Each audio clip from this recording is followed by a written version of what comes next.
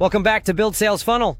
In this video, I'll show you how to create a professional landing page with ClickFunnels in just 10 minutes. Perfect for collecting leads and growing your business. Let's get started. Step 1, log into ClickFunnels, head to your ClickFunnels dashboard and click on Funnels in the menu. Step 2, create a new funnel. Click the Create Funnel button and choose your goal. For a landing page, select Collect Emails to build a simple opt-in funnel.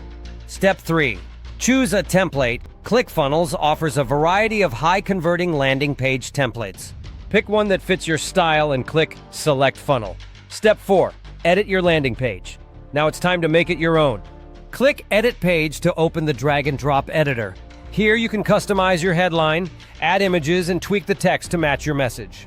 Add a compelling call-to-action button to encourage sign-ups. Step 5, customize the form. Click on the form element and connect it to your email marketing tool, or use ClickFunnels' built-in email automation to collect leads directly.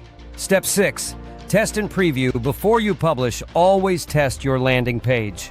Click Preview to make sure everything looks great and the form is working. Step 7, publish and share. Once you're happy with your landing page, click Publish.